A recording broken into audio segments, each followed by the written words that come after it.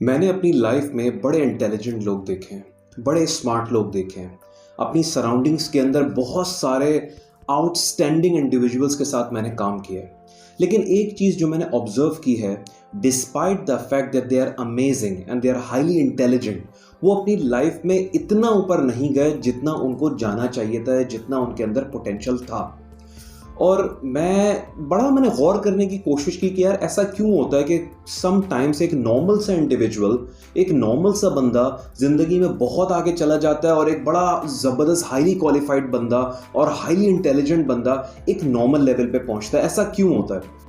तो जैसा मैं हमेशा कहता हूँ कि एक नॉर्मल इंसान को, एक आउटस्टैंडिंग इंसान जो है ना, बहुत सारी क्वालिटीज़ बनाती हैं, बहुत सारे एट्रीब्यूट्स बनाते हैं, बहुत सारे ऐसे कॉन्सेप्ट्स होते हैं जब एक नॉर्मल इंसान को समझ में आते हैं तो उसको फिर वो बहुत ज़्यादा ऊपर लेके चले जाते हैं। When I was trying to find out the factors कि यार क्यों ऐसा होता है कि जो टॉप के लोग हैं वो बहुत ज़्यादा टॉप पे नहीं रहते, करियर में काफ़ी ऊपर चले जाते हैं लेकिन लाइफ में बहुत ज़्यादा अचीव नहीं कर पाते, या ये कहना चाहिए कि उतना अचीव नहीं कर पाते जितना वो कैपेबल थे, तो उसका एक बहुत बड़ा रीज़न मुझे समझ में आता है और वो रीज़न है फेयर ऑफ लॉस।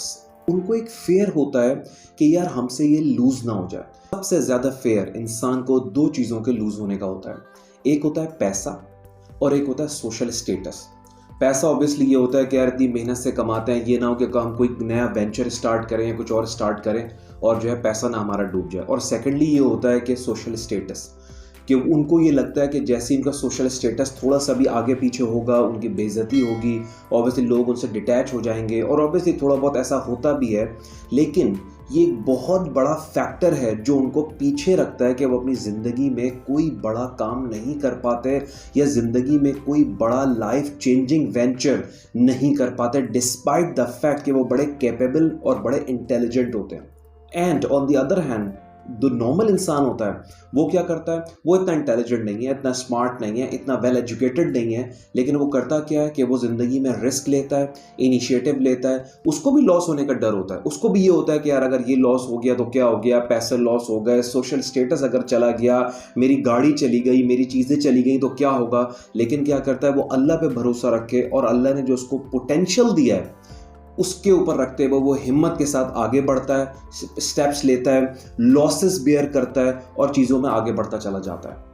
ये जो दो इंसानों को मैंने एक्सप्लेन किया है कि एक बहुत ही highly intelligent but having a fear of loss versus a normal guy जिसके अंदर फेयर ऑफ लॉस नहीं है, इस वाले कंपटीशन के अंदर ये जो नॉर्मल इंसान है ये हमेशा बहुत आगे चला जाता है। देखिए, मैं हमेशा ये कहता हूँ कि देखें, इस दुनिया में अल्लाह ने इक्वेशन बनाई है, उस इक्वेशन को अंडरस्टैंड करना बहुत ज़रूरी है। जैसे हम कहते हैं कि दुनिया की सारी अचीवमेंट्स आपके कंफर्ट जोन के बाहर होती हैं। आपको अपने एक ही तरीके से आप ज़िंदगी नहीं गुजार सकते। अपने कंफर्ट जोन से आप बाहर निकलते, स्टेप आउट जब करते हैं, आपको अजीब सी बेचैनी फील होती है, लेकिन वही बेचैनी सबब बन जाती है आपके आगे जाने का, क्योंकि वो आपको नए एक्सपीरियंसेस से रोशनास कराती है और जिसकी बेस के ऊपर जो है ना आप डेवलप, इवॉल्व होना शुरू हो जाते हैं, आपकी पर्सनैलिटी और डेवलप होती है और आप बहुत ज़बरदस्त बंदे में कन्वर्ट हो जाते हैं। इसी तरह ये जो फेयर ऑफ लॉस है, ये कंफर्ट जोन के बाद I think second biggest factor है जो आप लोगों को कोई भी इनिशिएटिव लेने से रोकता है, जिंदगी में कुछ भी करने से रोकता है। यार ये करेंगे तो ये ना हो जाए, ये करेंगे तो यार ये ना लॉस हो जाए। लॉसेस आते हैं, होते हैं लॉसेस, इस जर्नी के अंदर डेफिनेटली लॉसेस होते हैं, आपकी एक्सपेक्टेशन से ज़्यादा लॉसेस होते हैं। लेकिन क्या कभी नहीं किसी ने ये बताया कि इन लॉसेस के बाद आपको क्या मिलता है? इन लॉसेस के बाद जब आपको सक्सेस मिलती है, जब आप कुछ अचीव करते हैं, उसकी हाइट क्या होती है, वो कितनी बड़ी होती है, किसी ने कभी बताया? नहीं, ये कोई नहीं बताएगा। तो मैं आज ये बात बता रहा हूँ कि जो ये फेयर ऑफ लॉस है ये अपने दिल और दिमाग से निकाल दें। लॉस होते हैं चीज़ों में, जब आप चीज़ों में, जैसे आप कोई बिजनेस स्टार्ट करते हैं, कोई वेंचर स्टार्ट करते हैं, कोई नया इनिशिएटिव लेते हैं, करियर स्विच करते हैं, बहुत सारी जो ऐसे ही काम करते हैं जो नॉर्मल लोगों की लॉजिक से देखा जाए तो ऑब्वियसली वो बोलेंगे यार ये इसने क्या कर दिया। लेकिन जब आप दूसरों की परवाह किए बगैर आप ज़िंदगी में कुछ करने की कोशिश करते हैं और आप ये एक्सेप्ट कर लेते हैं कि हाँ यार इस जर्नी के अंदर थोड़ा बहुत लॉस तो आएगा, वो आना ही है, तो बिलीव मी, जब आप ये जो फेयर ऑफ लॉस है, ये जो अपने अंदर से कुछ खोने का डर है, अगर आपने ये निकाल दिया अपनी ज़िंदगी से, then you can achieve anything in your life, because ये सेकंड बिगेस्ट फैक्टर है जो आप लोगों को कुछ भी अचीव करने से रोकता है। तो आज की वीडियो में मैं इस पॉइंट पे एम्फेसाइज कर रहा हूँ कि जो फियर ऑफ लॉस है इसको अपने माइंड से निकालें।